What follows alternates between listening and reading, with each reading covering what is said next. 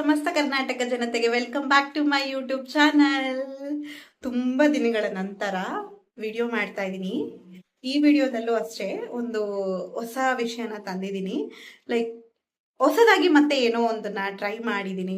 First time ಮಾಡಿರೋದು ಇದನ್ನು ನಾನು. ಸೊ ಇವಾಗಲೇ ತಮ್ಲೈನಲ್ಲಿ ನೋಡ್ಬಿಟ್ಟಿದ್ದೀರಾ ನಾನು ಏನು ಮಾಡಿದ್ದೀನಿ ಅಂತ ಹೇಳಿಬಿಟ್ಟು. ಸೊ ಅದನ್ನು ತೋರಿಸೋವಂಥ ಟೈಮ್ ಬಂದಿದೆ. ಸೊ ಬಿಫೋರ್ ದಟ್ ನಾನು ನಿಮಗೆ ಸ್ಟಾರ್ಟಿಂಗ್ ಜರ್ನಿಯನ್ನು ತೋರಿಸ್ತೀನಿ. ಲೈಕ್ ನಾನು ಹೆಂಗೆ ಸ್ಟಾರ್ಟ್ ಮಾಡಿದೆ, ಎಲ್ಲಿಂದ ಸ್ಟಾರ್ಟ್ ಮಾಡಿದೆ, ಹೆಂಗೆ ವರ್ಕ್ ಪ್ರೋಸೆಸ್ ಮಾಡಿದ್ದೀನಿ ಅಂತ ಹೇಳಿಬಿಟ್ಟು ಕಂಪ್ಲೀಟಾಗಿ ವಿಡಿಯೋ ತೋರಿಸ್ತೀನಿ. ಅದಾದಮೇಲೆ ನಾನು ಮಾಡಿರುವಂಥ ವರ್ಕನ್ನು ನಾನು ತೋರಿಸ್ತೀನಿ. ಬನ್ನಿ ನೋಡೋಣ, ಸ್ಟಾರ್ಟ್ ಮಾಡೋಣ ವಿಡಿಯೋನ. ಗೂಗಲ್ನಲ್ಲಿ ಹೇಗೋ ರೆಸಿನ್ ಮೆಟೀರಿಯಲ್ಸ್ ಸಿಗೋ ಶಾಪನ್ನು ಸರ್ಚ್ ಮಾಡಿಕೊಂಡು ರೀಚ್ ಔಟ್ ಆದೆ. ರೀಚ್ ಆದ ತಕ್ಷಣ ನನಗೆ ಎಲ್ಲನೂ ತೊಗೋಬೇಕು ಅಂತ ಅನ್ನಿಸ್ತಾ ಇತ್ತು. ಯಾಕಂದರೆ ಅಷ್ಟೊಂದು ಮಲ್ಟಿ ಕಲರ್ಸ್ ಇತ್ತು ಮತ್ತು ಬೇರೆ ಬೇರೆ ಥರ ವರ್ಕ್ ಮಾಡಬೇಕು ಅಂತ ಅನ್ನಿಸ್ತಾ ಇತ್ತು. ಬಿಕಾಸ್ ಯಾಕಂದರೆ ಕಲೆಕ್ಷನ್ಸು ತುಂಬ ಚೆನ್ನಾಗಿದೆ. ಪ್ಲೇಟ್ಸ್ ಕೂಡ ನೀವು ನೋಡ್ತಾ ಇದ್ದೀರಾ. ನಾನು ಕ್ಲಾಕ್ಗೆ ಪ್ಲೇಟ್ನ ಹುಡುಕ್ತಾ ಇದ್ದೆ. ಸೊ ಫಸ್ಟ್ ನನಗೆ ಚಿಕ್ಕ ಸಿಕ್ತು. ಅದಾದಮೇಲೆ ನನಗೆ ಸ್ವಲ್ಪ ದೊಡ್ಡದು ಬೇಕು ಅಂತ ದೊಡ್ಡದನ್ನ ಹುಡುಕ್ತಾ ಇದ್ದೆ. ದೊಡ್ಡದು ಸಿಕ್ತು. ಕಂಪ್ಲೀಟಾಗಿ ಎಲ್ಲ ಪ್ರೀ ಪ್ಲ್ಯಾನ್ ಮಾಡಿಕೊಂಡೆ ನಾನು ಪರ್ಚೇಸ್ ಮಾಡಿದ್ದು. ಬಿಕಾಸ್ ಯಾಕಂದರೆ ನನಗೆ ಓಷನ್ ಥೀಮಲ್ಲೇ ಕ್ಲಾಕ್ನ ಮಾಡಬೇಕು ಅಂತ ತುಂಬ ಆಸೆ ಇತ್ತು. ನಾನು ರಿಪೀಟೆಡಾಗಿ ಅದರದ್ದು ವೀಡಿಯೋಸು ಮತ್ತು ಅದರದ್ದು ಶಾರ್ಟ್ಸ್ನ ನೋಡ್ತಾ ಇದ್ದೆ. ಸೊ ಹಾಗಾಗಿ ನನಗೆ ಅದನ್ನೇ ಮಾಡಬೇಕಂತ ಇತ್ತು. ಪ್ಲಸ್ ನನಗೆ ಬೀಚ್ ಪ್ಲೇಸು ತುಂಬ ಇಷ್ಟ. ಬೀಚ್ಗಿಂತ ನನಗೆ ಮೌಂಟೇನ್ ಪ್ಲೇಸ್ ತುಂಬ ಜಾಸ್ತಿ ಇಷ್ಟ. ಆ ಪ್ಲೇಸ್ ತುಂಬ ಜಾಸ್ತಿ ಪ್ರಿಫರ್ ಮಾಡ್ತೀನಿ. ಸೊ ಅದನ್ನು ತಂದು ನಾನು ಇಮಿಡಿಯೇಟಾಗಿ ಅವತ್ತೇ ಪ್ರೋಸೆಸನ್ನು ಸ್ಟಾರ್ಟ್ ಮಾಡಿಬಿಟ್ಟೆ. ಬಿಕಾಸ್ ಯಾಕಂದರೆ ಲೇಟ್ ಮಾಡಿದಷ್ಟು ಡಿಲೇ ಆಗುತ್ತೆ ವರ್ಕು ಅಂತ ಹೇಳಿಬಿಟ್ಟು.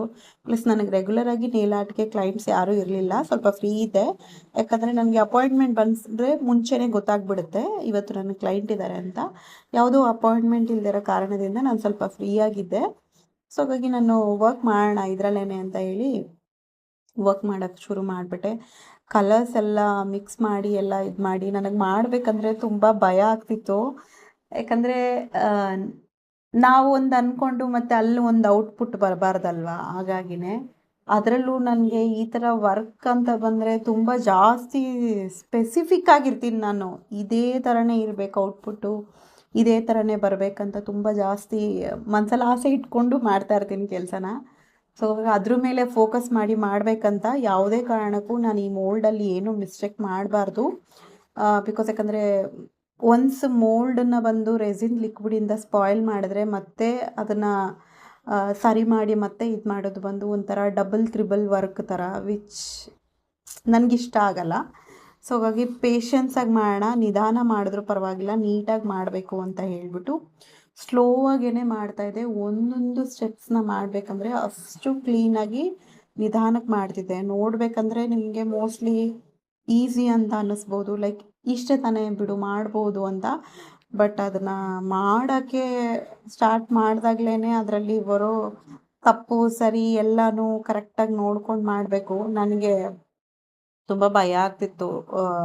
ಲಿಟ್ರಲಿ ಆ ಸಮುದ್ರದ ಅಲೆ, ಓಷನ್ನು ಎಕ್ಸಾಕ್ಟಾಗಿ ನಾನು ಎಕ್ಸ್ಪೆಕ್ಟ್ ಮಾಡೋ ಥರನೇ ಬರುತ್ತಾ, ಅಷ್ಟು ನೀಟ್ ಸ್ಮೂತ್ ಫಿನಿಶಿಂಗ್ ಬರುತ್ತಾ ಅಂತಲೇ ಸ್ವಲ್ಪ ಯೋಚನೆ ಮಾಡ್ತಾಯಿದ್ದೆ. ಯಾಕೆ ಅಷ್ಟೊಂದು ಯೋಚಿಸ್ತಿದ್ದೆ ಅಂದರೆ ನಾನು ಈ ಥೀಮ್ನ ಮಾಡ್ತಾ ಇರೋದೇ ಮೊದಲನೇ ಸತಿ. ಇದಕ್ಕಿಂತ ಮುಂಚೆ ನಾನು ಕ್ಲೈಂಟ್ಸ್ಗೆ ಸರ್ವಿಸ್ ಕೊಟ್ಟಿದ್ದೀನಿ.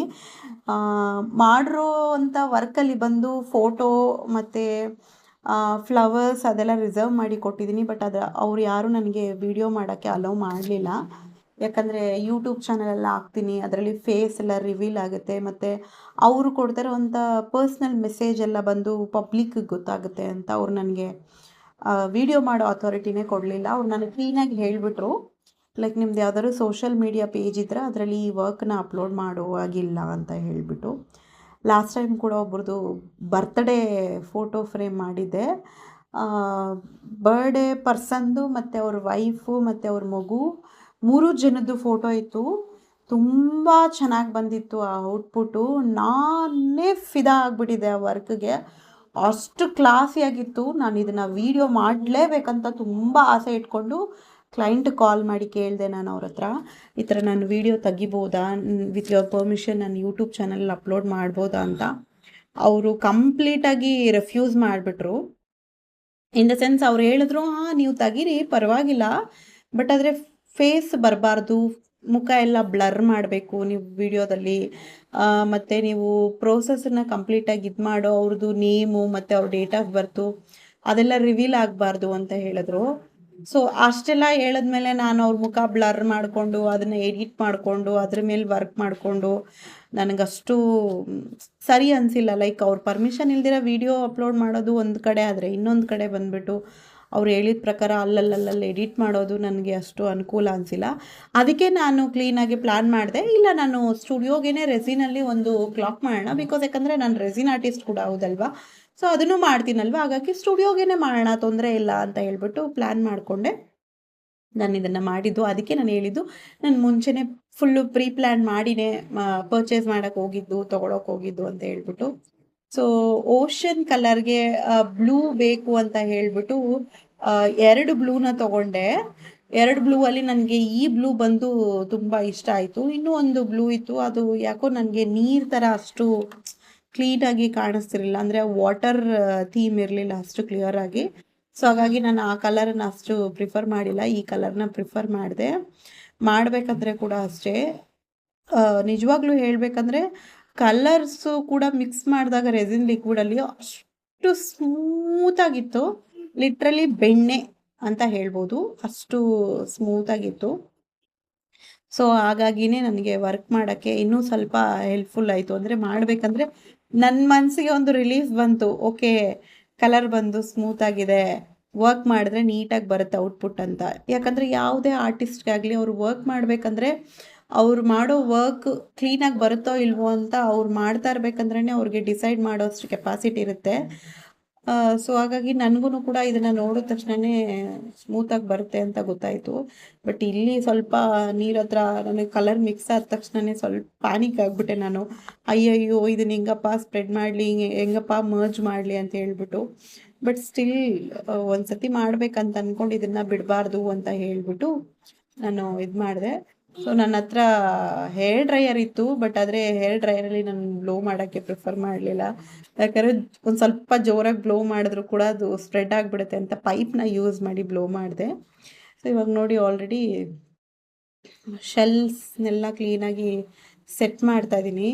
ಯಾಕಂದರೆ ನೀಟಾಗಿ ನೋಡಿ ಇಟ್ಟರೆ ಮಾತ್ರ ಕ್ಲಾಕು ಮುಳ್ಳು ಹಾಕ್ಸೋಕ್ಕೆ, ಪ್ಲಸ್ ಅದು ನಂಬರ್ಸ್ ಎಲ್ಲ ಬರ್ಸ್ಬೇಕಿತ್ತು. ನಾನು ಡಿಸೈಡ್ ಮಾಡಿದ್ದು 4 ನಂಬರು, ಯಾಕಂದರೆ ಸುತ್ತ ಸರೌಂಡಿಂಗಲ್ಲಿ ನಾನು ಇದಿಡುವಂಥ ಪ್ಲೇಸಲ್ಲಿ ಶೆಲ್ಸ್ಗಳನ್ನು ಪ್ಲೇಸ್ ಮಾಡುವಂಥ ಶಂಖಗಳು ಚಿಕ್ಕದು ಓಷನ್ ಒರಿಜಿನಲ್ ಥೀಮ್ ಕೊಡೋಕ್ಕೋಸ್ಕರ ಶಂಖಗಳನ್ನ ಪ್ಲೇಸ್ ಮಾಡಬೇಕಂತಂದರೆ ನಂಬರ್ಸ್ ಎಲ್ಲ ಬರಲ್ಲ ಅಂತ ನನಗೆ ಗೊತ್ತಾಯಿತು. ಲೈಕ್ ಕ್ಲಾಕ್ ನಂಬರ್ ಪೂರ್ತಿ ಬರೋಕ್ಕಾಗಲ್ಲ ಅಂತ, ಅದಕ್ಕೆ ಡಿಸೈಡ್ ಮಾಡಿಬಿಟ್ಟೆ ಬರೀ 6, 12, 9, 3 ನಂಬರ್ನ ಮಾತ್ರನೇ ಹಾಕೋಣ 4 ಕಡೆನೂ, ಬೇರೆ ಯಾವ ನಂಬರು ಹಾಕಬಾರ್ದು ಅಂತ ಹೇಳ್ಬಿಟ್ಟು ಅದ್ರ ಪ್ರಕಾರನೇ ನೋಡಿ ನಾನು ನಂಬರ್ ಇಡೋಕ್ಕೆ ಜಾಗ ಎಲ್ಲ ಸಿಗುತ್ತಾ ಅಂತೆಲ್ಲ ಅರೇಂಜ್ಮೆಂಟ್ ಮಾಡಿಕೊಂಡು ಕ್ಲೀನಾಗಿ ಒಂದೊಂದಾಗಿ ಇಟ್ಕೊಂಡು ಬಂದೆ. ಇಡಬೇಕಂದ್ರೂ ಅಷ್ಟೇ, ಅದು ಕಂಪ್ಲೀಟಾಗಿ ಡ್ರೈ ಆಗೋಕ್ಕಿಂತ ಮುಂಚೆನೇ ನನಗೆ ನೋಡೋಕ್ಕೆ ಅದು ತುಂಬ ಚೆನ್ನಾಗಿ ಕಾಣಿಸ್ತಾ ಇತ್ತು, ತುಂಬ ಅಟ್ರಾಕ್ಟಿವ್ ಆಗಿತ್ತು.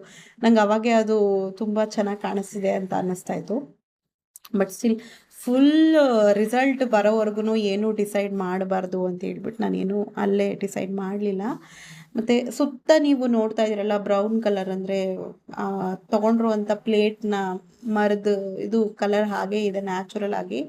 ಸೊ ಇದಕ್ಕೆ ಕೂಡ ಸರ್ಕಲಲ್ಲಿ ಕೂಡ ನಾನು ಫಸ್ಟು ರೆಸಿನ್ ಲಿಕ್ವಿಡನ್ನು ಪೋರ್ ಮಾಡಬೇಕು ಅಂದ್ಕೊಂಡೆ, ಆಮೇಲೆ ಬೇಡ ಅಂತ ಡಿಸೈಡ್ ಮಾಡಿದೆ. ಬಿಕಾಸ್ ಯಾಕಂದರೆ ಅದು ಸ್ಪ್ರೆಡ್ ಆದರೆ ಒಂಥರ ಚೆನ್ನಾಗಿ ಕಾಣಲ್ಲ ಅಂತ ಹೇಳ್ಬಿಟ್ಟು ಫುಲ್ ಕಂಪ್ಲೀಟ್ ವಿಡಿಯೋ ಮಾಡೋಣ, ಪೇಂಟಿಂಗ್ ಮಾಡೋದು ಮತ್ತು ನಾನು ಒರಿಜಿನಲ್ ಬ್ರೋಕನ್ ಗ್ಲಾಸನ್ನು ಫಿಟ್ ಮಾಡಿರೋದು ಅದನ್ನೆಲ್ಲ ತೋರಿಸೋಣ ಅಂದ್ಕೊಂಡೆ. ಬಟ್ ಆಗಿಲ್ಲ, ನಾನು ಬೇರೆ ಟೆನ್ಷನಲ್ಲಿ ವರ್ಕ್ ಮಾಡ್ತಿದ್ದೆ, ಸೊ ಹಾಗಾಗಿ ಅಷ್ಟು ಪ್ರಿಫರ್ ಮಾಡಲಿಲ್ಲ.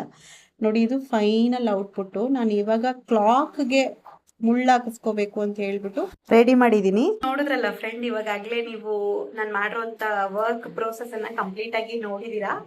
ಐ ಹೋಪ್ ನೀವೆಲ್ಲರೂ ಕ್ಯೂರಿಯಸ್ಡಾಗಿ ವೆಯ್ಟ್ ಮಾಡ್ತಾ ಇದ್ದೀರಾ ಔಟ್ಪುಟ್ ಹೆಂಗಿರ್ಬೋದು, ಅಂದರೆ ಲೈಕ್ ನೋಡೋಕ್ಕೆ ಫುಲ್ ಕಂಪ್ಲೀಟಾಗಿ ಎಲ್ಲ ಮುಳ್ಳೆಲ್ಲ ಹಾಕಿ ಎಲ್ಲ ಇದಾದ್ಮೇಲೆ ಎಷ್ಟು ಚೆನ್ನಾಗಿ ಕಾಣ್ಬೋದು ಕ್ಲಾಕ್ನ ಅಂತ ಹೇಳ್ಬಿಟ್ಟು ನಾನು ನನ್ನ ಕೈಯಲ್ಲಿ ಇಟ್ಕೊಂಡಿದ್ದೀನಿ.